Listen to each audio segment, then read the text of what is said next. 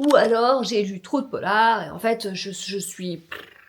Quand je lis, je suis à la maison. Donc ça veut dire que quand je lis, je suis présente s'il y a besoin de moi. Je sais quand même que dans la fantasy, je resterai sur un petit côté, enfin un côté restreint quand je vois tout ce que mon mari lit, a lu.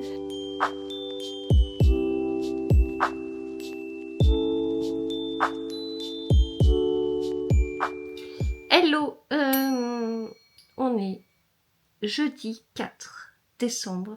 J'ai clôturé le vlog précédent hier, je n'étais pas en très grande forme, il y a plein de choses à côté.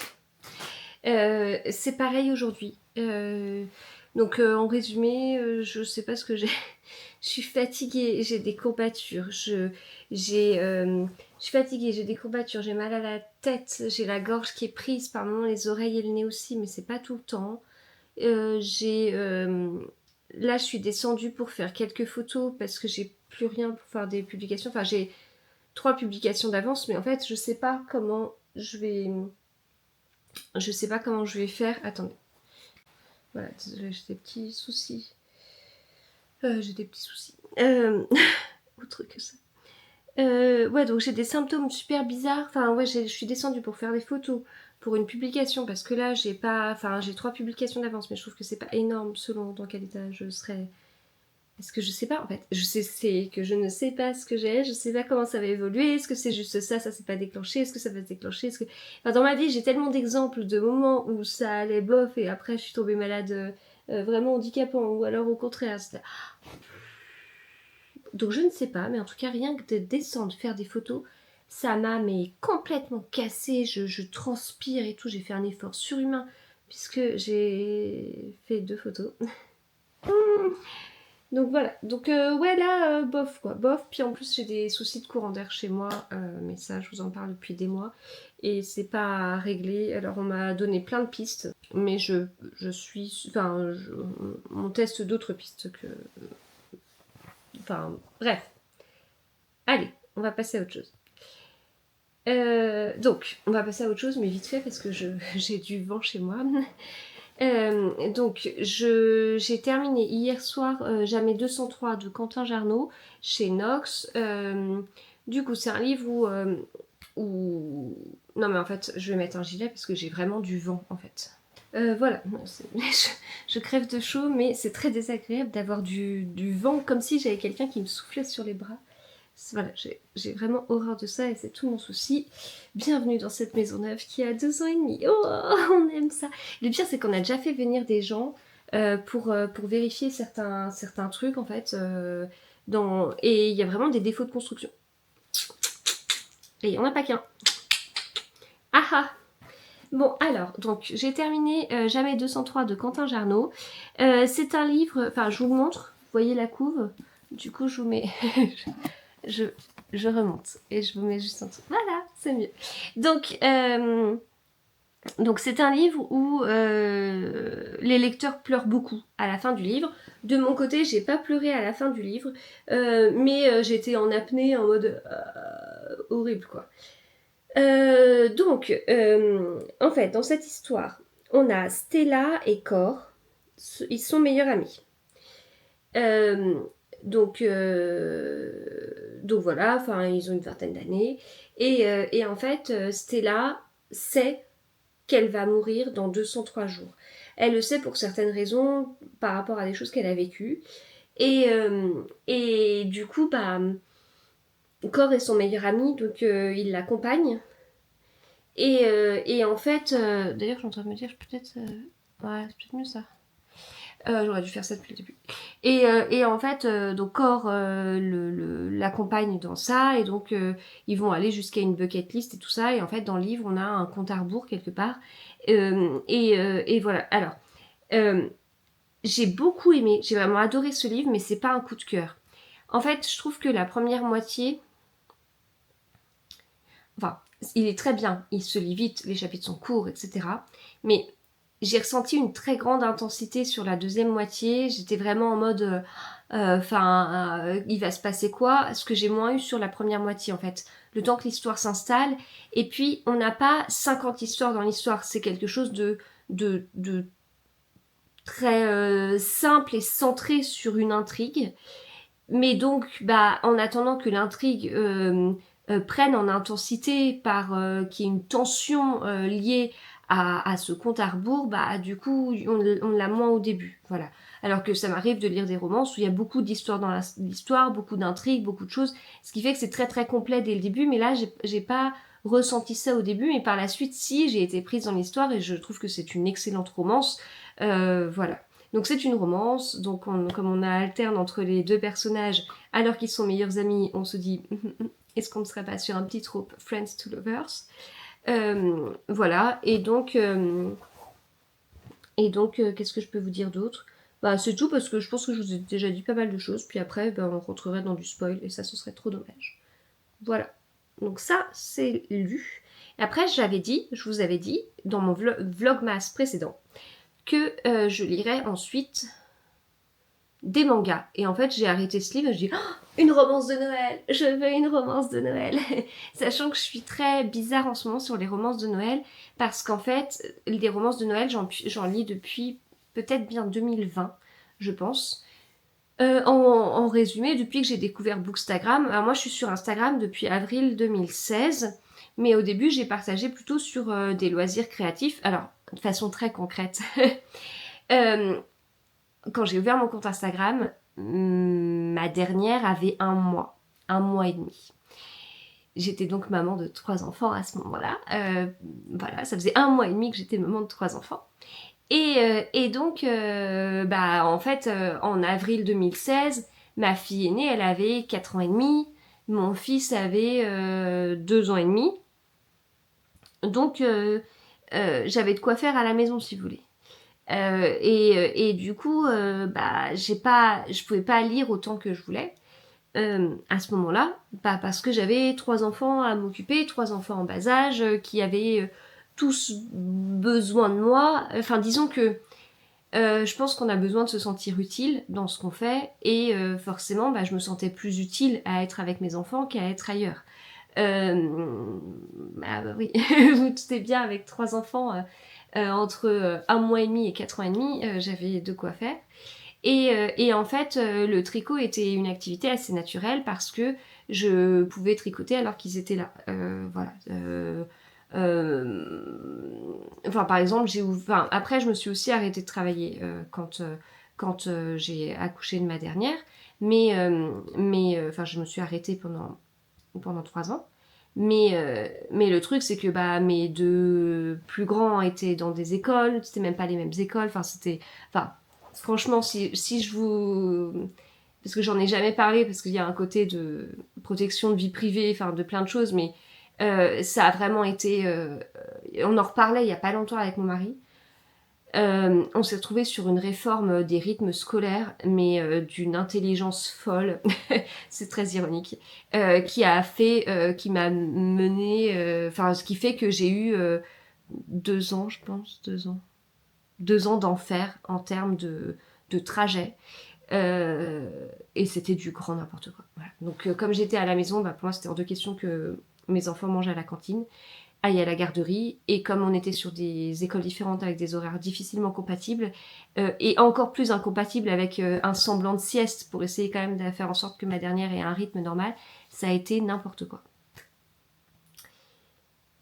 Ouais, ça a été compliqué. Mais bon, bref, on s'en fiche, on n'est pas là pour parler de ça. En tout cas, j'ai pas... C'est marrant parce que quand j'en parle, je me dis c'est quand même pas réglé cette histoire. Je me suis mise beaucoup entre parenthèses, beaucoup entre parenthèses pendant 3 ans. Et mon compte Instagram et ma chaîne YouTube après, que j'ai ouverte en janvier 2017, c'était là pour moi en fait. Pour moi. Donc moi j'ai tout fait pour que les enfants... pour que ça aille pour les enfants, parce que sinon, avant de m'arrêter de travailler, je travaillais beaucoup.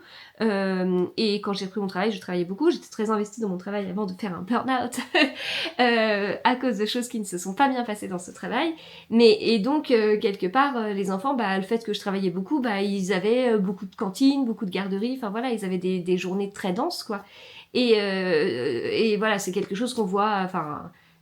notamment dans la région parisienne où on a des horaires bizarres, où on a des temps de trajet monstrueux, On sait que en province, quand on dit à quelqu'un de la province que voilà, on met 1 heure, 1 heure et demie pour aller au travail, la personne de la province, elle est tu mets pas 5 minutes pour aller au travail. Ben non, en fait. Et donc, forcément, tout ce temps-là, c'est du temps de garde pour les enfants. Enfin, bref. Donc, c'est plein de choses comme ça.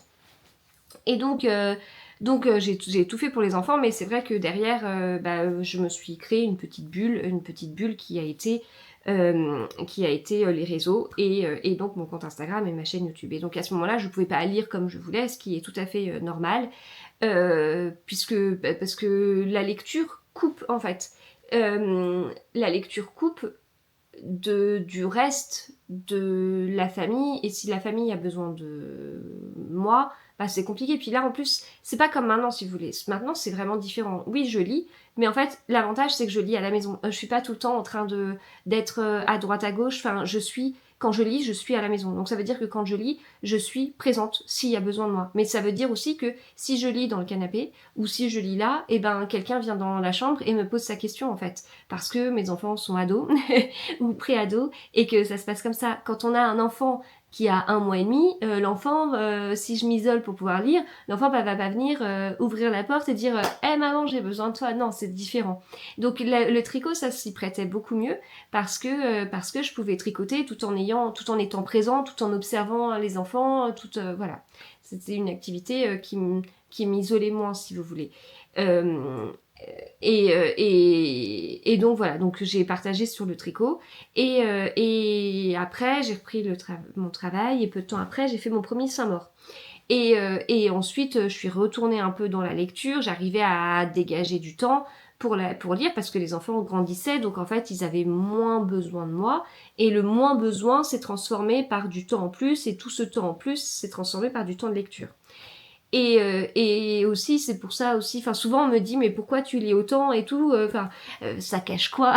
Et ben ça cache que j'ai vécu quelques années où je pouvais pas lire comme je voulais, où je me suis mise entre parenthèses XXL hors les réseaux. Mais si j'avais pas les réseaux, j'aurais pas pu tenir. Si j'avais pas les réseaux, j'aurais pas pu autant donner de moi pour la famille, je pense. Et donc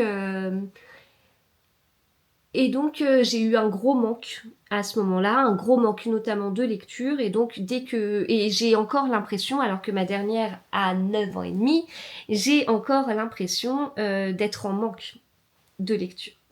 Voilà.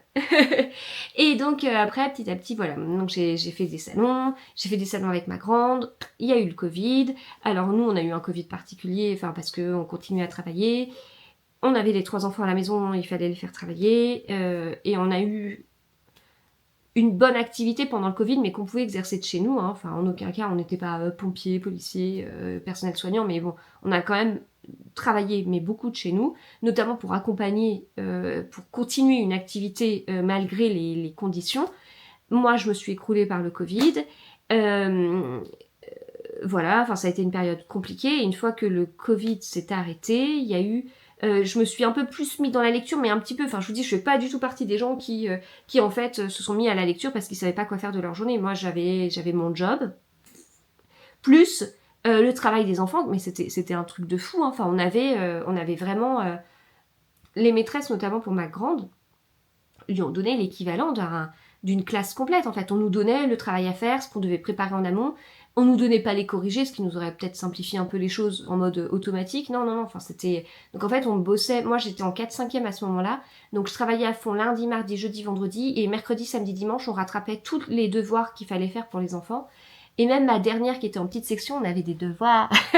on nous donnait le descriptif de la journée, et là j'avais envoyé un message à la maîtresse, j'ai dit je suis désolée, hein, mais ça, on fera pas. Voilà, on fera pas. On estime, on va faire autre chose. Elle aura une autre petite section, hein, mais on va pas faire ça. Et en fait, après, je me suis un peu plus mis dans la lecture. Et en fait, j'ai commencé à suivre un petit peu sur les réseaux des auteurs, des maisons d'édition.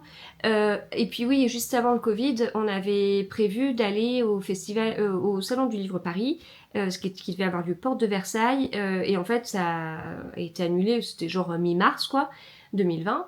Et après, je me suis mise... à ce moment-là, j'avais dû lire un livre d'Anne-Gaëlle Huon, et elle faisait un événement ouvert à tous. dans Paris, début juillet. Et j'ai changé un peu avec elle en message privé, je crois. Et puis là, j'ai fait la rencontre de 2 bookstagrammeuses, notamment, que je revois encore régulièrement, et alors qu'on n'est pas du tout dans les mêmes univers. Et à ce moment-là, j'avais vu des bookstagrammeurs hyper connus et tout, enfin, que je connais maintenant dans d'autres cadres, on va dire. Et c'est là que je me suis vraiment plongée dans les réseaux littéraires, que j'ai découvert des chaînes YouTube, notamment la chaîne d'Audrey du Souffle des mots, même si on lit pas tout à fait les mêmes choses, mais enfin à l'époque, je pense que maintenant il y a quand même beaucoup plus de points communs. J'ai découvert Steph de Piketty, j'ai reçu mon premier SP, service de presse, peut-être à cette période-là. Enfin bref, il y a eu plusieurs trucs comme ça.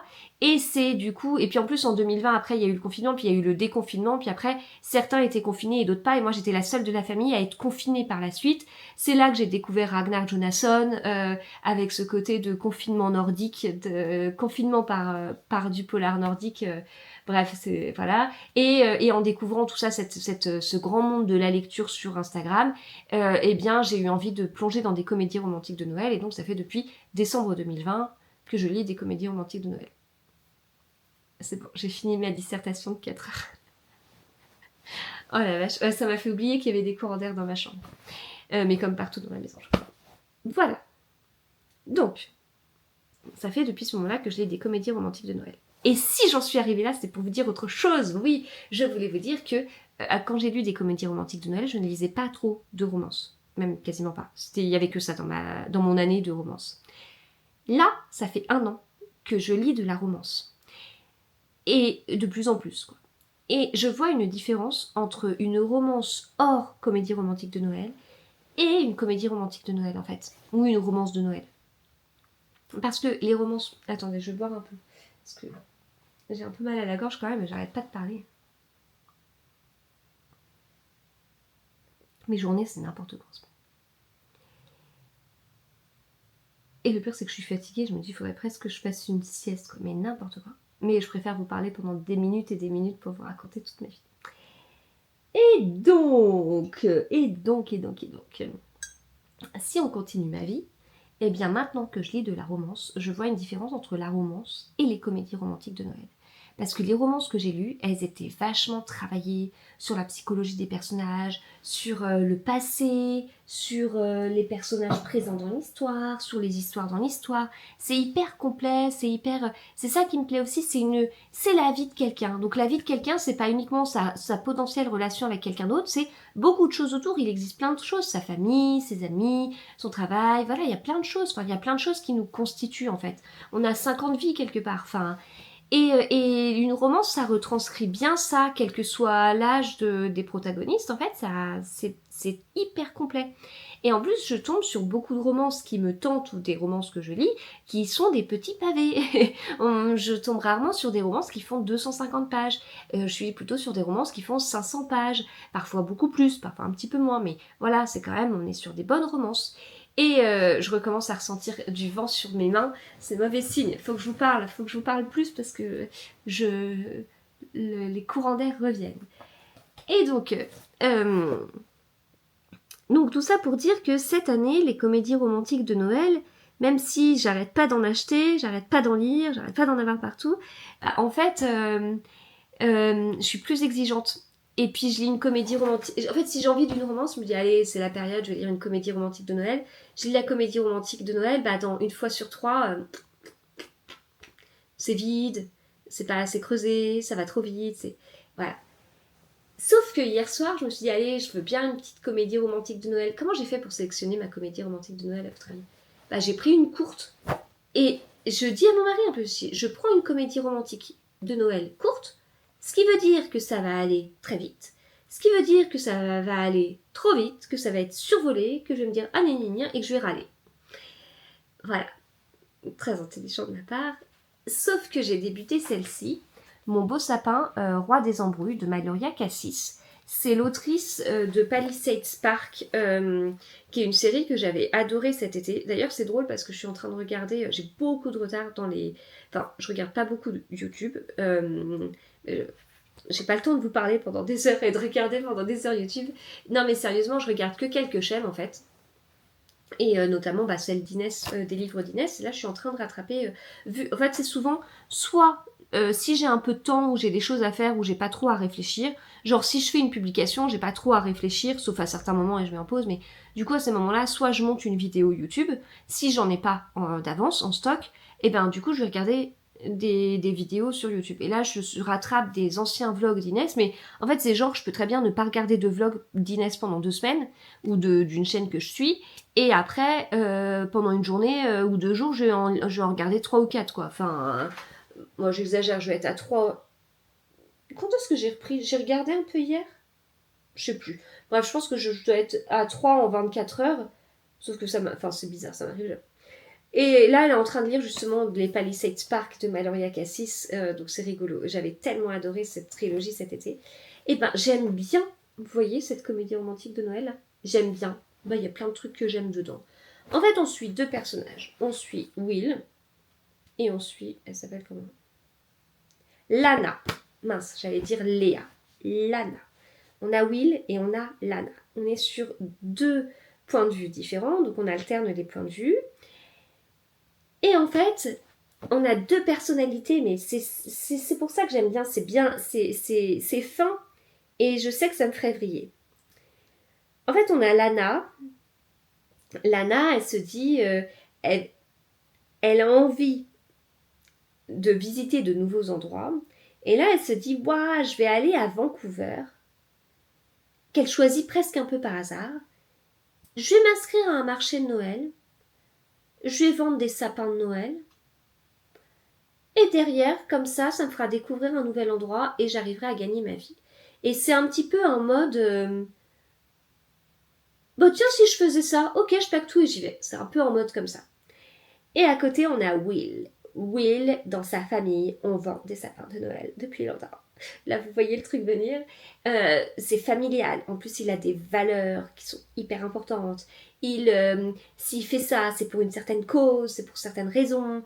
Et c'est important pour lui d'y aller. Sauf qu'en fait, son père est malade et que ça s'est pas passé comme d'habitude et qu'il devait aller à ce marché de Noël. Sauf que parce qu'il y va tout le temps, parce qu'ils sont super connus, etc., etc. Sauf qu'en fait, ils ont loupé les inscriptions, mais il se dit c'est pas possible, je veux quand même y aller parce que j'ai besoin de rapporter, de gagner tout cet argent pour certaines raisons. Et en fait, quand Lana s'est inscrite, on lui a dit ça tombe bien que vous vous inscriviez pour vendre des sapins de Noël parce que la personne habituelle, elle sera pas là. Et en fait, ils se retrouvent tous les deux, l'un qui est là depuis tout le temps, qui s'est pas inscrit, donc il n'y a pas de place. Elle qui débarque comme un cheveu sur la soupe en mode je sais pas faire, mais je vais faire, ça va être trop cool, ça va le faire. Et voilà. Et donc, ça se passe pas bien. Forcément, ça se passe pas bien parce que lui, il est... Et il se dit, mais c'est quoi cette personne qui arrive avec des sapins de Noël tout moches qui en plus me pique ma place et va me prendre ma clientèle. Elle est pas... Elle est pas dans... Enfin, si, peut-être un peu. Si, peut-être un peu. Parce qu'en fait, lui arrive et se dit, j'ai toujours été là, je n'ai pas de place, je veux ma place. Et elle se dit, c'est quoi ce gars-là qui s'est pas inscrit? Moi, je me suis inscrite, j'ai joué le jeu, je veux vendre mes sapins, et il faudrait que je partage avec lui qui a pas joué le jeu. Enfin, voilà, il y a un truc comme ça. Et je comprends les deux, en fait. Parce que Lana, qui débarque comme un cheveu sur la soupe en se disant, ça va être facile, et qui a pas du tout d'expertise. Et lui, qui est expert, il voit ça, ça l'agace. Mais en même temps, lui, il débarque et il pense que ça y est, monsieur machin truc va débarquer. Et même s'il n'a pas joué le jeu de réserver son truc, il va avoir sa place attitrée. Je comprends que elle, ça l'agace en fait. Donc je comprends les deux, c'est assez fin. Et je trouve qu'en fait, on parle souvent de romances plus mûres, plus réfléchies. Parce que ça arrive qu'il y ait des gens qui me demandent des recos pour des livres sur une romance où les protagonistes ne sont pas étudiants, lycéens, etc. J'ai toujours un peu de mal à voir ça parce que parce que moi ça me gêne pas s'ils sont jeunes, mais en fait quand ils le sont pas tant que ça, quand ils sont genre on n'est pas là sur des personnages qui ont 18 ans, je le sens parce que voilà, ils ont des préoccupations d'adultes quelque part et ça me paraît normal leur réaction, même si Lana peut paraître peut-être un peu immature par rapport à certains côtés, et lui il paraît avoir un ego un peu démesuré. Mais voilà. Donc on imagine bien qu'il y aura une romance entre les deux, etc., etc. Mais j'ai bien aimé pour l'instant. Et en fait, ça se passe... Enfin là, j'en suis là. Et en fait, je n'en suis que là, mais j'ai lu 120 pages hier. Je l'ai quand même pas mal dégommé par rapport à l'heure à laquelle j'ai débuté. et j'ai très hâte de le reprendre. Et ça se passe beaucoup dans le marché de Noël en fait. Et puis il va y avoir quand même d'autres choses. Parce que je vous dis, Lana, mais un truc. Ouais, enfin c'est pas si simple que ça en fait. Elle fait comment pour se loger? Ah ah, c'est un sujet dans le livre. Comment faire? Voilà. J'allais dire c'est tout, je vous laisse, je vais lire. Non, en réalité, il y a plein de trucs qui m'attendent. Mais surtout, je vais pas ouvrir mes calendriers là. Et puis je commence à avoir faim aussi. C'est ça, j'étais descendue pour faire des photos, pour me faire un thé et pour me prendre à manger. Et j'ai à nouveau les oreilles qui sont prises. Je crois qu'elles sont prises que les jours à cette heure-là. Alors, mes 2 calendriers de l'Avent. Donc, le premier, calendrier de l'Avent palais d'été. Nous sommes donc le 4. C'est là.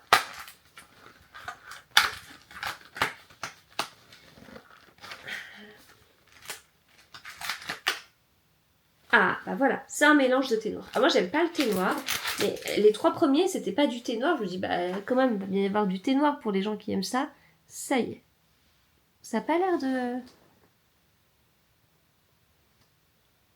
C'est bon là, vous voyez? C'est un mélange anglais, Big Ben. C'est un mélange de thé noir, d'Assam et du Yunnan. Voilà. Donc ça, je le garde. Ce sera pour ma maman.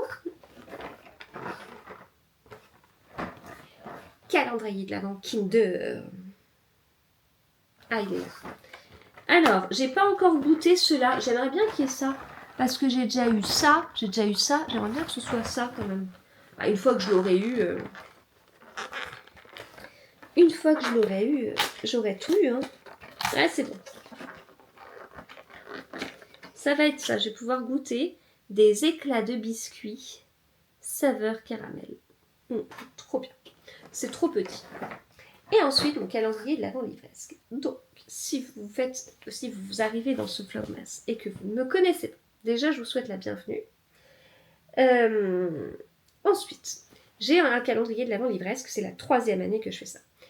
Je fais toujours de la même façon parce que j'ai fait un concept qui me plaît à moi.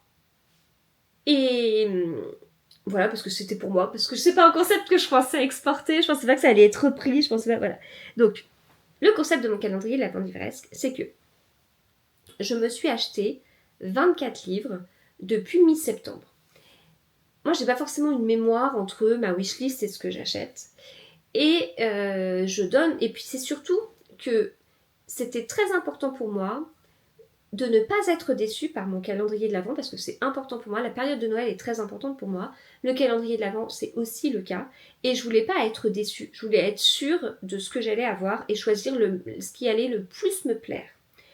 Voilà. Et je l'ai fait dans un certain contexte, suite à des déceptions, etc. Donc je me suis dit que le meilleur moyen d'être satisfaite, c'est de m'acheter moi-même 24 livres.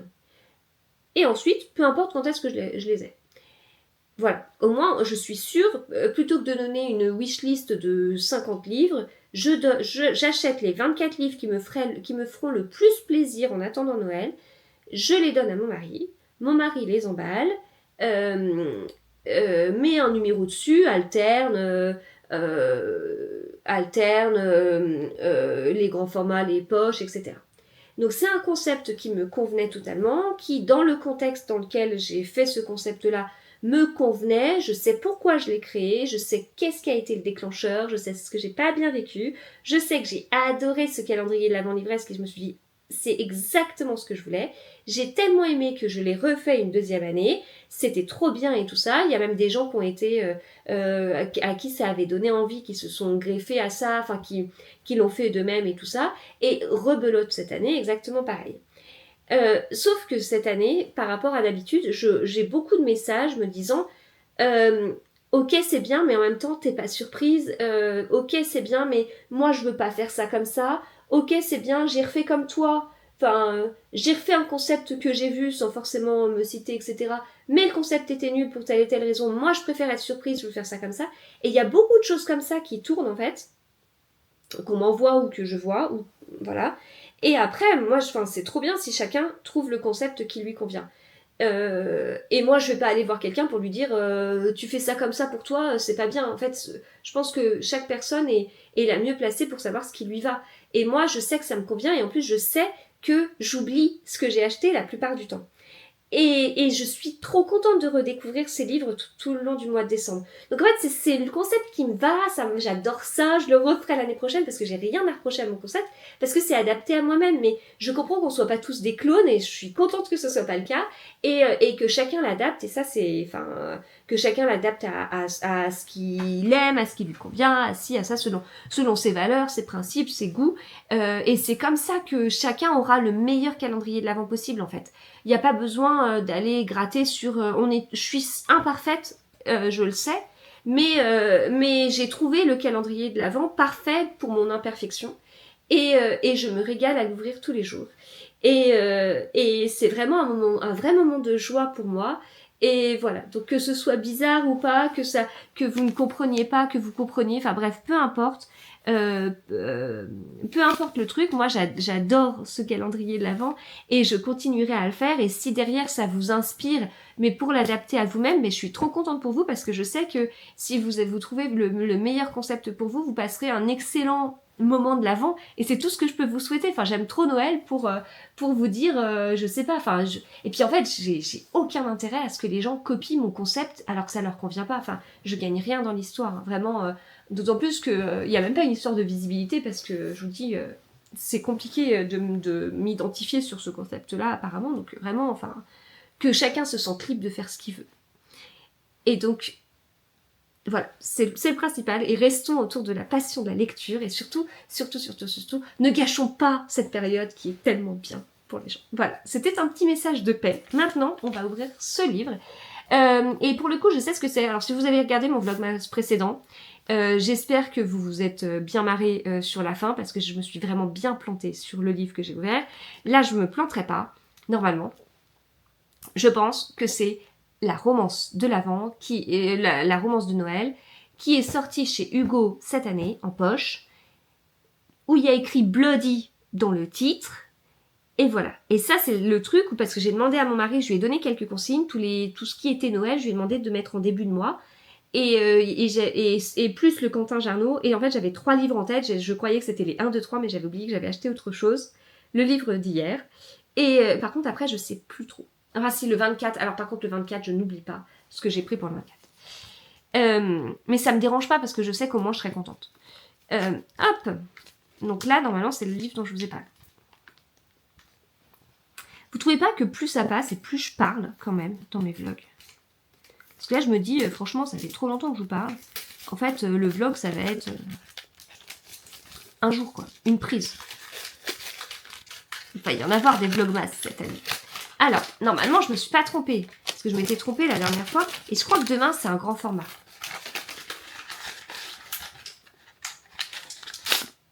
C'est ça. Il est de l'autre côté.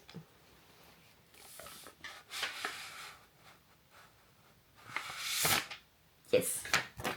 C'est ça. Merry Bloody Christmas de Gwendoline Rose. Alors, c'est un livre qui fait 400 pages. Ah ouais, quand même. Alors, parce que j'avais pas lu la 4e de couverture. Ouais, parce qu'en fait, je m'achète des livres que je veux absolument, mais je lis pas les 4e. Alors, auteur de polar, Lucas Miller. Ou alors, si des fois je lis les 4e, où je les parcours et je me dis, ah c'est bon, il y a des mots, il y a des codes, ça me va, c'est bon. Là, je pense que j'aurais été capable de lire juste auteur de polar et de me dire, ok, c'est bon, je le veux. Auteur de polar, Lucas Miller a en horreur Noël, sa frénésie et ses chansons kitsch. Violette, libraire dans un petit village, ne vit que pour cette période de l'année. Oh, mais qu'est-ce qu'on aime quand il y en a un qui déteste Noël et l'autre qui aime Noël? Est-ce que ça veut dire qu'il va y avoir de la surcharge de Noël? Ça veut dire que Violette, elle va tout faire pour que Lucas aime Noël. Quand ce mystérieux écrivain emménage à quelques pas de chez elle, l'occasion est trop belle. Elle se met en tête de lui faire aimer Noël. Mais oui, il n'y a pas de surprise dans les comédies romantiques de Noël. Comment? En mettant en pratique tout ce qu'elle a appris lors de ses lectures assidues de comédies romantiques. Ça, c'est trop bien. Donc ça veut dire comédie romantique en hommage aux comédies romantiques. Mais Lucas préfère que ces histoires finissent mal. Et si la tempétueuse Violette ne veut pas connaître un destin funeste, elle ferait mieux de se tenir à distance car il ne compte pas se laisser remporter par son optimisme. Alors, c'est mis romance de Noël. Entre massacre de bûches et rencard cauchemardesque, Violette réussira-t-elle à lui redonner goût à la magie de Noël? Oui, parce que la question que je me posais, c'est est-ce qu'en fait on n'était pas sur genre... Oh, il y a une playlist. Ah, trop bien, il y a une playlist. Et puis une playlist bien Noël en plus. Trop bien. Est-ce qu'on n'était pas sur genre un Cozy Mystery de Noël? Parce que Merry Bloody Christmas. Mais non, c'est bien mis romance de Noël. Allez, zoom sur ce que je te montre là. Voilà. Donc c'est bien une romance de Noël. Allez, voilà, j'arrête de vous parler. Je vais manger mes gâteaux et je vais pas tarder à couper quand même, hein, parce que ce serait bien que si je veux tenir dans la durée, il faudrait bien que je force pas trop à chaque fois. Voilà. Hello, je vous retrouve, on est le 5. Comment je sais qu'on est le 5? Parce que c'est écrit ici. Alors, ça va un peu mieux, c'est pas la grande forme, mais ça va mieux. Puis voilà, je suis quand même habillée autrement qu'avec un t-shirt. Puisque dans ce cas-là, quand je suis malade, j'ai chaud, je suis bien mieux en t-shirt. Là, j'ai un pull, j'ai même mis du chauffage parce que j'ai eu froid tout à l'heure. Je suis maquillée, donc voilà. Visuellement, c'est mieux. Intérieurement, ça va, mais j'ai enchaîné 3 visios ce matin et j'avoue que sur des sujets différents. Alors bien sûr, il y a du coaching parce que je fais du coaching. Enfin, j'accompagne des personnes sur la création de contenu littéraire, mais voilà. Il n'y avait pas que ce style de visio et tout, il y en avait plusieurs et c'est hyper intéressant. Enfin, je peux pas vous parler de tout ce que je fais, mais tout ce que je fais, je trouve que c'est hyper intéressant, j'adore et tout ça. C'est juste que j'étais à fond, puis une fois que j'ai coupé, j'étais... Vous savez, la fille qu'on a débranchée, quoi. Voilà. Mais non, mais c'est... Enfin... C'est passionnant, mais j'ai pas envie de trop... je suis en train d'ouvrir le 5 de mon calendrier, là, chocolat. J'adore, c'est passionnant, mais j'ai pas envie de trop le répéter, de trop... Vous voyez, même si derrière j'en ai bavé cette année, il y a plein de personnes qui sont là en train de faire un peu leur bilan de l'année et tout ça, puis moi je me dis, oh bah cette année... Au début je me disais ça, oh bah cette année, puis après je me dis, bah cette année... Et j'ai quitté mon job, ça faisait 13 ans que j'y étais, je l'ai quitté par management toxique, quoi, le truc de fou, jamais j'aurais pu... Enfin, il m'a fallu tellement de temps avant de mettre le doigt dessus, enfin, avant enfin, c'est les effets qui m'ont parlé avant de comprendre la cause, enfin, non, mais c'est une année de fou. Tout ça pour partir sur la création de contenu, et qui est une sorte de rêve que j'osais pas m'avouer parce que ça paraissait... Ça paraissait quoi? Ça paraissait pas possible, ça paraissait pas carré, pas sûr comme solution parce que j'ai toujours été en CDI, toujours j'ai commencé ma carrière professionnelle en CDI, j'ai toujours été en CDI, donc voilà, là c'est pas du CDI et en même temps l'avantage c'est que les seules limites, c'est celles que je me fixe quelque part en termes de créativité ou de temps. Bon, après, il y a bien sûr, je peux pas travailler à fond 15 heures par jour, 7 jours dans la semaine, faut pas exagérer. Mais derrière, derrière, je peux travailler bien plus qu'en entreprise si j'ai envie. Et voilà. Et je peux m'organiser, enfin bref. J'ai pas envie de tout le temps décrire tous les avantages, tous les trucs, tous les machins, j'ai pas envie que ça me retombe dessus pour X raisons, mais voilà, en tout cas, quel changement de vie, quoi. Donc forcément, ça m'éclate ce que je fais, enfin... Mais c'est vrai que là, après les 3 heures de visio, j'ai...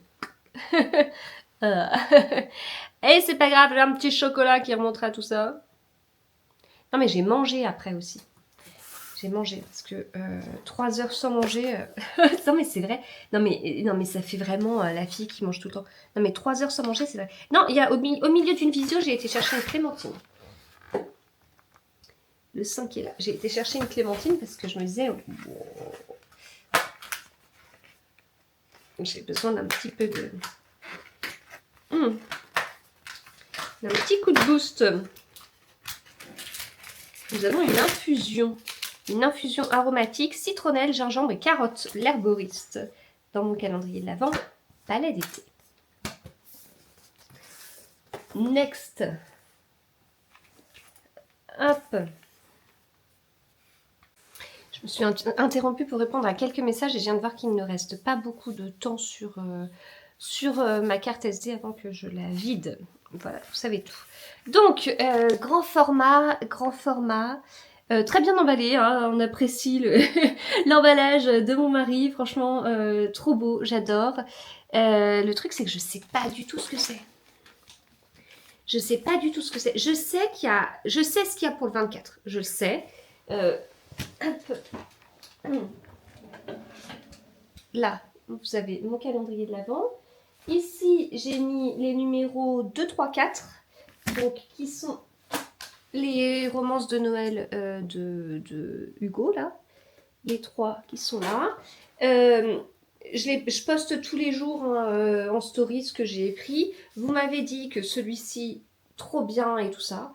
Et vous m'avez dit que celui-ci, mais encore mieux, j'ai l'impression. Vous avez rigolé et tout. Enfin, quand je dis vous, c'est pas tous les gens qui me suivent. Hein, ça reste une poignée de personnes. Mais franchement, ça m'a bien motivée. Ça m'a bien donné envie.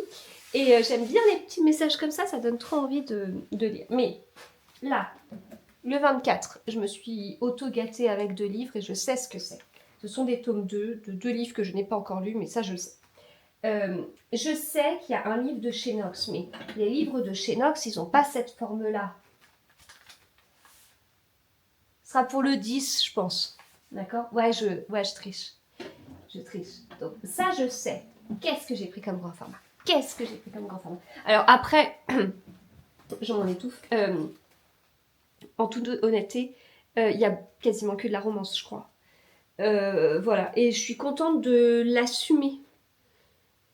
En fait, qu'il y a quasiment que de la romance. Parce que je me rends compte à un moment que il y a une période dans cette année où j'ai pas assumé lire de la romance. Et à partir du moment où je l'ai assumé, j'ai eu quelques remarques de gens anti-romance.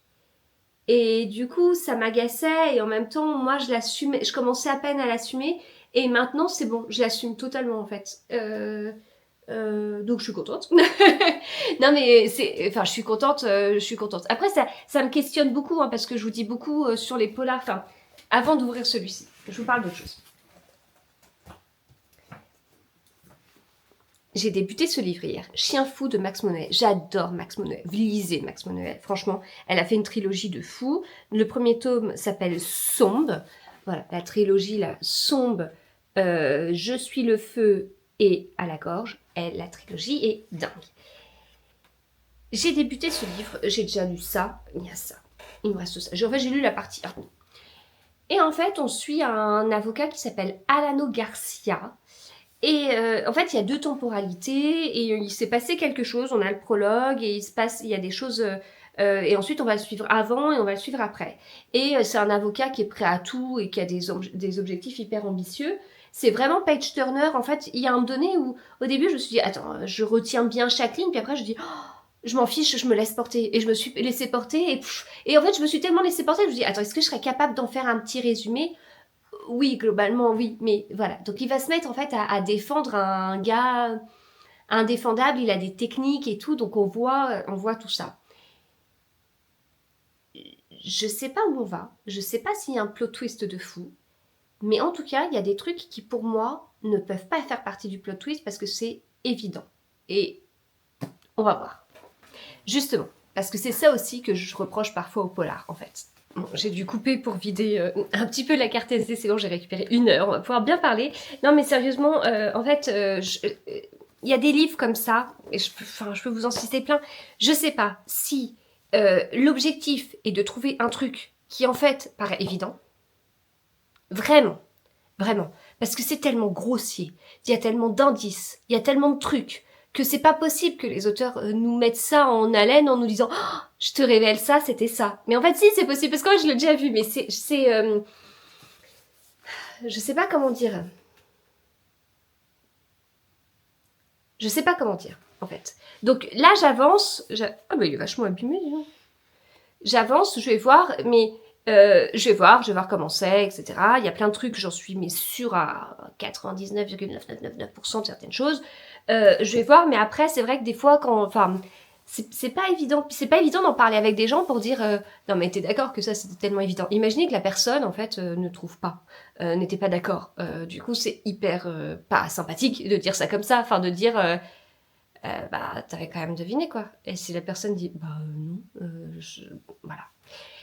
Mais en même temps j'ai besoin de cette discussion. J'ai besoin de savoir sur certaines choses parce que soit c'est moi qui devine trop vite. Et ça, c'est parce que j'ai lu trop de polars et que j'ai trop vu de trucs et que je me détache des polars principalement pour cette raison-là. Soit c'est parce que c'est le cas de tout le monde et en fait c'est pas une histoire de moi, c'est une histoire de qualité de polar en général. Je sais pas ce qui m'arrange le plus, en toute honnêteté. Je sais pas ce qui est le mieux. Mais je sais pas si vous comprenez, en fait. Soit, globalement, les polars, bah, il y a une dégradation de la qualité sur le fait de surprendre le lecteur. Mais quand je dis dégradation de la qualité, c'est certainement au profit d'autre chose. Le rythme, le truc, le machin, côté page-turner, etc. Voilà. Bon, j'en suis pas totalement convaincue parce que des fois, c'est un peu lent et en plus, c'est évident et on se dit... Ah. Mais... Peut-être que c'est ça, une dégradation globale, voilà. Ou alors j'ai lu trop de polars et en fait je suis... Je peux plus... J'aime les polars pour être surprise, j'ai lu trop de polars, je veux plus l'être en fait. Et en fait j'ai déjà parlé de ça à un moment et on m'a dit, et je crois que c'est Inès, des livres d'Inès, qui m'avait dit « Et les polars nordiques ?» Bah, je suis peut-être moins pénible avec les polars nordiques. En fait, je cherche autre chose parce que dans les polars nordiques, je cherchais des personnages, une psychologie travaillée, des personnages torturés. Et je vais pas forcément chercher à être surprise, je cherchais une ambiance, mais vraiment une trajectoire personnelle, un truc, voilà. Enfin, je vais chercher autre chose sur du polar nordique. Voilà. Et, en fait, je ne vous parle que de livres que j'ai lus, je vous assure qu'on ouvrira le numéro 5. Et ça, que je lis en ce moment, en lecture commune, ça, c'est le thriller de l'Avent de Franck Tillier, qui s'appelle Le Roman maudit. Il y a un chapitre à lire par jour jusqu'au 24 décembre. Mais moi, il est ouvert parce que mon fils a lu tout au mois de novembre. En fait, ce livre, eh bien, il s'adresse aux enfants à partir de 12 ans. On est sur un thriller de l'Avent, on n'est pas quand même sur le domaine de prédilection de Franck Tillier, qui écrit quand même des polars pour adultes. Et c'est le 4e roman de l'Avent que je lis. Et je le trouve génial et il me questionne. Je le trouve génial. Alors bien sûr, je lis un livre pour 12 ans, donc j'essaie de me mettre à la place d'un enfant de 12 ans. Non mais il y a des choses où, je veux dire, dans les expressions, dans les mots, bah, on comprend que ça s'adresse à des enfants ou des jeunes ados, quoi. Et le rythme, il est incroyable. C'est-à-dire qu'en fait, l'idée, c'est que chaque jour, on a un chapitre qui se passe normalement le 1er décembre, le 2 décembre, le 3 décembre, chaque jour comme ça, avec à peu près le même nombre de pages. Et donc, c'est une journée, en fait. Un chapitre, une journée. Enfin, les contraintes, elles sont énormes. Pour un auteur, c'est énorme comme contrainte. Parce qu'il faut écrire pour une certaine tranche d'âge, un certain nombre de chapitres, le même nombre de pages par chapitre, ou le même nombre de signes, enfin, tout dépend comment il compte. Et le fait qu'il y ait une journée par chapitre, bah, moi je trouve que c'est un exercice qui est pas évident, et je trouve, là, je n'ai lu que les 4 premiers chapitres, je trouve que c'est réussi avec brio, c'est impressionnant. C'est-à-dire que pour l'instant, à chaque fin de chapitre, on se dit c'est pas possible, on ne peut pas finir comme ça. Il y a une révélation par chapitre, presque. Il y a une révélation et un nouveau problème en fait. Et du coup, il y a un mystère qui monte. En plus, il a fait une sorte d'histoire dans l'histoire. Enfin, c'est brillant, c'est vraiment brillant. Et c'est rythmé, on s'ennuie pas. Il n'y a pas de fioriture, on s'en fiche de savoir si le personnage principal il est comme ci, comme ça, machin et tout. On s'en fout. On avance en fait, on avance. Et ce livre que je trouve très bien du coup. Attendez, je regarde juste si je me trompe pas de l'heure et si c'est bien, si ma visio est bien dans 1 heure. Oui, c'est ça. Et pas maintenant. En fait, ce livre à la fois me plaît et me questionne parce que je me dis, Là, on s'adresse à des jeunes qui, pour certains, ont leur téléphone, ce qu'on appelle la génération TikTok. En général, les gens disent « Ah, c'est la génération TikTok ». Ouais, on scrolle vite, ok. C'est vrai, on est dans un monde comme ça. Mais derrière, ça s'adresse à des gens comme ça. Mais moi, je suis pas une ado. Spoiler alerte, j'ai 40 ans, je suis pas ado. Et j'ai envie de livres aussi qui soient rapides. Alors, peut-être pas aussi rapides que ça. J'aime bien un petit côté sur la psychologie des personnages. Mais derrière, derrière, j'ai quand même envie que ça aille vite, quoi. J'ai pas envie qu'on se dise, alors, on va passer 3 chapitres à nous décrire la situation. Au bout du 4e, on mettra peut-être un petit peu de suspense. Le meurtre aura lieu pas avant le 15e chapitre, ou alors le 10e si on veut faire des chapitres de 50 pages. Et après, eh bien, on aura donné tout le dénouement avant même qu'il y ait un meurtre. Ah, ça m'est déjà arrivé de deviner. Peu importe qui allait mourir, je savais qui était le coupable. Non mais franchement. Et donc derrière, voilà en fait, enfin moi aussi j'ai envie de quelque chose qui bouge en fait voilà. Et c'est aussi pour ça que j'aime bien Freda McFadden et notamment dans le Boyfriend, elle a ce truc en fait d'aller. Alors ceux qui aiment pas Freda McFadden vont dire c'est mal écrit, c'est pas creusé. Le vocabulaire est vide, les phrases sont très courtes, c'est juste verbe, c'est juste sujet, verbe et une action, blablabla. Ok. Mais moi j'aime bien quand le polar, c'est pas forcément de la très grande littérature. En tout cas, quand je lis du polar, je ne cherche pas ça. Si je l'ai, pourquoi pas? Genre le dernier Maxime Chatham, pourquoi pas? Enfin, moi je trouve qu'il a joué intelligemment avec ce côté où les lecteurs sont souvent déçus, que les lecteurs connaissent déjà 50 000 trucs. Du coup, il a fait c'est intelligent ce qu'il a fait et en plus au niveau des sujets abordés, c'est profond. Enfin voilà, ok. Mais et ça passe parce que sa construction est très intelligente. Mais derrière, donc le dernier livre de Maxime Chatham, c'est 8,2 secondes, qui est sorti chez Albin Michel. Mais derrière, je lis pas du polar pour avoir de la grande littérature, une grande réflexion philosophique sur un sujet, etc. Ok, ça peut être bien du polar un peu social, qui va dénoncer quelque chose et tout. Oui, enfin, tout ça, ça me va. Mais tant que le rythme est là, tant que la surprise est là, voilà. Moi, c'est... Enfin, je le répète, mais Agatha Christie est mon autrice préférée. Elle a quand même créé 50 millions de trucs, des dénouements, des retournements de situation. Et alors, pour le coup, c'était lent. Je suis d'accord, c'était lent. Maintenant, si on relit du Agatha Christie, mis à part Ils étaient 10, qui je trouve est encore maintenant hyper rapide, et bravo, parce que le livre a 100 ans, quoi. Mais, enfin, je sais plus exactement. Celui-ci, je connais plus trop la date de sortie. 1930, un peu, je sais plus. Non, après 1930. Ah, ça m'agace. Quand est-ce qu'il est sorti Ils étaient 10. Mais, moi qui suis arrivée dans le polar...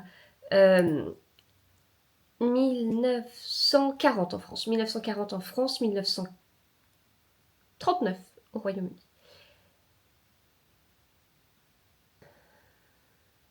Ouais, alors, donc, Ils étaient 10, qui a été renommé en 2020 en français.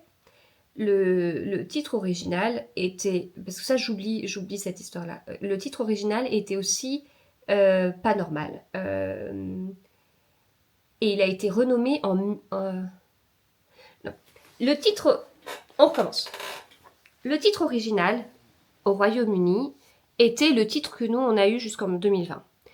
Il était au Royaume-Uni, ce titre était au Royaume-Uni en 1939 et il a été renommé aux États-Unis en 1940. Donc un an après, donc nous c'était Dix Petits Nègres et donc c'était vraiment la traduction du titre original. J'avais oublié que le titre original était vraiment celui-ci, je crois que c'était en France qu'on avait directement traduit comme ça. Et donc en fait, le titre est sorti comme ça en 1939. Il a été tout de suite, quand il est sorti aux États-Unis en 1940, il a tout de suite été renommé And Then the Unknown. Et au Royaume-Uni, la transformation du titre, la modification a été faite seulement en 1985. Voilà. Alors que nous, il est sorti en 1940 et il a fallu attendre 80 ans pour que le livre soit modifié. Donc le livre n'a pas 100 ans. Mais du coup, on se retrouve avec Agatha Christie. Ok, c'est pas hyper rapide, mais derrière, elle a quand même créé des choses qui font que moi, venant du polar grâce à elle, non, arrivant dans le polar grâce à elle, eh bien, j'ai cherché à être surprise. Puis après, j'ai lu des Mary Higgins Clark où du coup, on est surpris, mais en plus, il y a du rythme. Puis on est plutôt sur du thriller quelque part. Tandis qu'Agatha Christie, il y a un côté roman policier. Enfin, bon. Donc, mais j'aime être surprise. Et du coup, moi, je pense que peut-être qu'un lecteur de polar maintenant n'a pas forcément ces critères-là, mais moi, c'est le contrat, il est pas tout le temps rempli, quoi. Pas tout le temps rempli, ou alors des fois, bah, j'accepte que Agatha Christie ce soit un peu lent, parce que la vache, son premier livre, il est sorti il y a 105 ans, donc ok, enfin, ok, on peut accepter qu'il y a 105 ans, on n'avait pas deviné qu'on passerait nos journées sur un téléphone et sur TikTok, et donc que ça peut être un peu lent, donc on lui pardonne, surtout qu'elle a écrit tellement de choses incroyables sur les retournements de situation. Maintenant, avec notre temps, on a besoin que ça aille plus vite, donc on peut garder ce truc de retournement de situation, de dénouement incroyable, avec du rythme, quoi. Et Franck Tillier le fait trop bien ici. Je veux ça tout le temps, mais pour les adultes. Voilà, tout le temps, tout le temps, tout le temps. Un chapitre, un truc, un chapitre, un truc. Allez. Et pas de la façon de l'auteur que j'aime pas trop nommer parce que faut que j'arrête de m'acharner sur lui, mais l'auteur qui passe son temps à dire et il ouvre la porte et puis après le chapitre d'après remplit pas la promesse au lecteur, mais le chapitre finit quand même par la porte de l'armoire était entrouverte et derrière il y a voilà, ça c'est trop grossier, c'est trop vraiment c'est genre le livre a été écrit puis on ajoute cette phrase après, quoi. Enfin bref, enfin Voilà. Donc les polars, c'est pas évident pour moi en ce moment, c'est pas évident, c'est mon genre préféré. En plus, je sais pourquoi j'ai arrêté un petit peu d'en lire aussi. Enfin, à la base, je me suis dirigée vers d'autres genres quand j'ai fait mon burn-out, et je suis ravie de m'être dirigée vers d'autres genres, vraiment totalement, notamment la romance hors comédie romantique de Noël. Mais maintenant, j'ai envie de relire un peu de polar, etc. Enfin, de toute façon, j'en ai toujours un peu lu, mais c'est vrai que derrière, je découvre la romance et c'est fort, c'est puissant. Je me fais embarqué totalement par plein d'histoires, plein de livres, plein de personnages. Et derrière,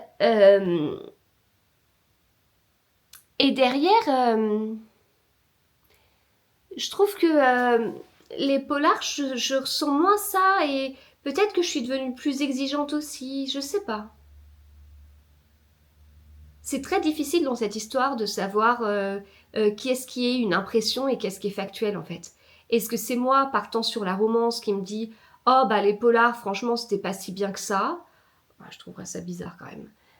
Est-ce que c'est le fait d'être oui enfin d'en avoir trop lu? Est-ce que c'est vraiment est-ce que le genre du polar est en train d'avoir un tournant et on ne recherche plus les retournements de situation parce qu'on estime que les bons amateurs de polar ont déjà tout lu? Mais flûte quoi, j'en veux encore quoi. J'ai que 40 ans, mince. Je sais pas. Ouais, j'arrive. Je sais pas. J'en sais rien du tout. Et je sais pas si on peut avoir une réponse sur ça non plus. Je sais pas. Mis à part vos propres impressions, qui m'intéressent bien évidemment en commentaire, mais je sais pas. Et en même temps, il y a vraiment des livres que j'ai lus où je me suis dit, mais c'était tellement évident. C'était tellement évident. Je veux dire, il y a deux indices, même sans les deux, même le premier indice, c'est évident. C'est évident. Et quand on parle après avec des gens où ces livres deviennent d'énormes coups de cœur, parce que surprenants, je sais pas. Bref, on n'aura pas la réponse maintenant. On va ouvrir ce livre, c'est donc un grand format. Oh mais attendez, ça peut être les Britanniques et Chéri. Oh, je suis censée en avoir deux. Je suis censée en avoir deux. Je triche pour voir s'il y en a d'autres de la même taille. Ah, il est plus petit celui-là. S'il y en a deux de la même taille, c'est ça. Est-ce que ça peut être ça? Alors, celui du... Le 10, on avait dit que c'était un ox. Hein. Oh, en plus, le papier, il est un peu déchiré. Non, mais en plus, le papier, il est un peu déchiré parce que quand j'ai fait des photos, je l'ai fait tomber. Mais non, mais ça doit être ça. Mais attendez, il y en a deux normalement. Mais non.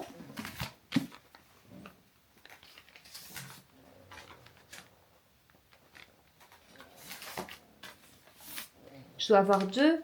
Alors, les 15 et 20. Les 15 et 20, je mise sur des Britannies et Chéri, des tomes 2 et 3. Ok. Donc ça, on s'en souvient. C'est quoi? Franchement, j'ai aucune idée. Allez, on va y aller, on va l'ouvrir. J'ai pas d'idée. Bon, allez, vous regardez une dernière fois le papier parce qu'il n'y en a plus après. Hein.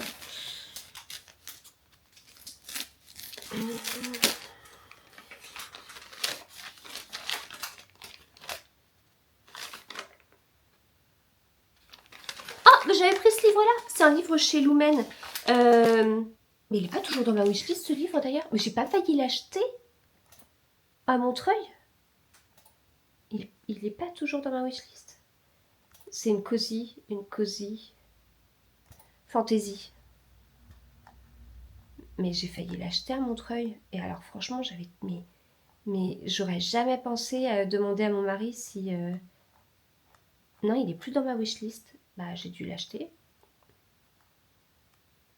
Je me rappelais pas du tout. J'en avais lu un. Oh la vache, j'ai aucune mémoire du nom.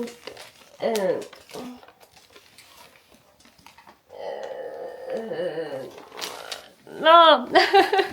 Je me rappelle pas. C'est quoi chez Lumen. Ah non, j'arrive pas du tout à trouver. Le nom de l'autrice, j'avais lu un livre. C'est pas concret ce que je dis, hein. En même temps, vous savez, je suis en train de parler des polars et tout. Mais en même temps, franchement, cette année, j'ai quand même été surprise par des polars, et notamment les Freda McFadden.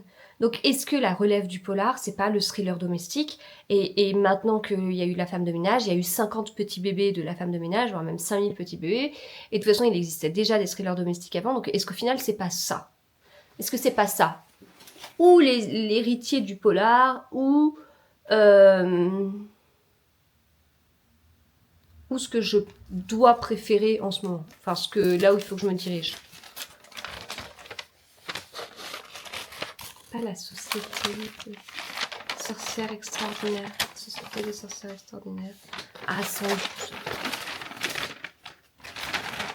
Non, c'est pas ça. Non, il s'appelle pas comme ça. Tenir une auberge magique, guide de survie pour les sorcières. Alors, c'est quoi la société des sorcières extraordinaires? Mais c'est pas... C'est le premier. C'est le premier, c'est celui que j'ai lu. J'ai lu La Société très secrète des sorcières extraordinaires de Sangu Mandana. Je l'ai lu fin octobre. Oui, parce que quand j'étais au Festival Sans Nom, c'était mon livre en cours. Et voici un autre livre de l'autrice, Tenir une auberge magique, guide de survie pour sorcières. Et ben voilà. Difficile de tout remettre dans l'ordre dans ma tête. Il fait 430 et quelques pages. Réserver une chambre dans ce cottage pas comme les autres et laisser la magie opérer. J'avais beaucoup aimé La Société très secrète des sorcières extraordinaires. Je ne sais pas dans quel genre le classer. Là, c'est mis. L'autrice embarque dans une nouvelle romance feel good.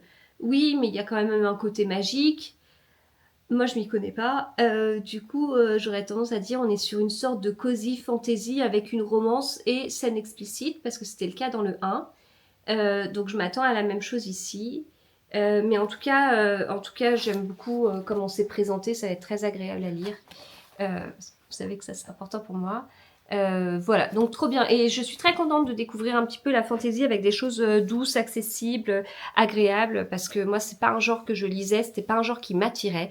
Et j'aime beaucoup faire tomber ces préjugés. Et je dis pas que je vais aimer tout, en fait.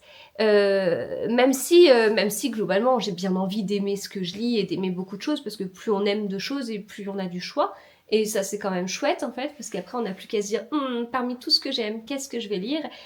Donc, c'est quand même bien d'avoir beaucoup de choix. Mais derrière, je sais quand même que dans la fantaisie, je resterai sur un petit côté, enfin, un côté restreint. Quand je vois tout ce que mon mari lit, a lu, c'est pas pour moi, quoi. Enfin, c'est des mondes trop complexes et j'ai pas envie de passer un tome complet à me décrire un monde de 50 millions de créatures différentes avant d'avoir un deuxième tome qui entre vraiment dans l'histoire.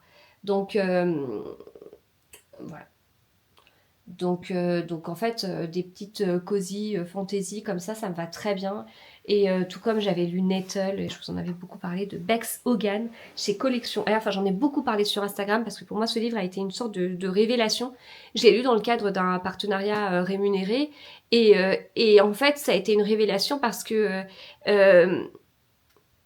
Enfin, je regarde pas la télé, je regarde pas de séries, je regarde plus de Disney, je regarde plus de dessins animés, enfin, et je trouve que certaines romances me font revenir dans des périodes où me font penser à certaines séries que j'aimais bien, et du coup, bah, je me dis, bah, c'est bien la romance, en fait, ça correspond, je ne me rendais pas compte que je pouvais avoir un manque de pas regarder certaines séries, mais du coup, ça vient combler ce manque que j'avais pas identifié. Et Nettle, je vais vous le montrer, Nettle de Bex Hogan, ça m'a fait la même chose avec les Disney. Je me rendais pas compte que j'avais un manque. D'ailleurs, là, j'ai la télé allumée pour débuter une série pour certaines raisons que je ne peux pas vous dire. Mais au final, je vais devoir l'arrêter parce que je ne vais pas être concentrée. Mais pour certaines raisons, il faut que je regarde le premier épisode d'une série. Et donc, oui, j'ai lu Nettle de Bex Hogan. Et en fait, ce livre m'a replongé dans des Disney que j'adorais. Et c'est pas, enfin en moderne si vous voulez, parce que je sais bien que ce que j'aimais ça a vieilli. En plus moi j'aimais bien certains Disney qui sont pas du tout de maintenant, donc forcément c'est plus du tout ce qu'on regarde, etc. Et donc le côté moderne est très bien, mais ça m'a fait penser à ça, et j'avais pas du tout conscience de ce manque que je pouvais avoir, et ça a nourri comme ma moi petite quoi. Voilà. Bon, allez, je vais m'arrêter là. Je pense même qu'on va arrêter le vlog ici. J'ai été très bavarde. Pourtant, il n'y a eu que 2 jours. En tout cas, j'espère que ce vlog vous a plu. N'hésitez pas à alimenter mes réflexions parce que, voilà, je suis perdue. Puis, comme je vous dis, je distingue pas forcément mes ressentis, la réalité, le truc, le machin. Enfin, voilà, je veux bien avoir vos ressentis. Si vous êtes amateur de polar, est-ce que vous y trouvez toujours votre compte? Est-ce qu'au final, j'ai trop lu? J'ai trop lu de polar? Est-ce que j'ai trop lu de polar de notre époque? Et en fait, c'est bon, il faut attendre qu'il y ait une nouvelle vague. Est-ce que... Mais en même temps, je vous dis ça, en réalité, il y a pas... Enfin, c'est pas du jour au lendemain, on se dit pas, allez, tous les auteurs de cette génération stop, et maintenant on en prend d'autres. Enfin, ça se passe pas comme ça, mais... Et en même temps, il y a des auteurs que j'ai beaucoup appréciés cette année, notamment dans mes polars préférés de cette année. Il y en a un de Nicolas Leclerc, qu'il faudrait que je continue à lire cet auteur. Mais voilà, un petit peu toutes les réflexions que j'ai. Mais ça m'intéresse d'en savoir plus parce que je sais que parmi vous, il y a des gens qui lisent depuis un petit paquet d'années, qui lisent beaucoup, du polar aussi. Et j'ai bien envie... Enfin, j'ai besoin d'échanger pour nourrir ma propre réflexion parce que je veux... Enfin, j'ai du mal à tirer des conclusions, ou si des fois j'en tire, elles sont certainement pas justes, et voilà. C'est tout. C'est tout. C'est tout. Bon, les vlogmas, c'est toujours très... Je suis toujours très bavarde en vlogmas, ce qui est dommage puisque j'ai quand même d'autres vidéos à enregistrer, notamment mon bilan du mois, mais je suis pas sûre de le caser aujourd'hui. J'espère que cette vidéo vous a plu, je vous souhaite de très bonnes lectures, à bientôt.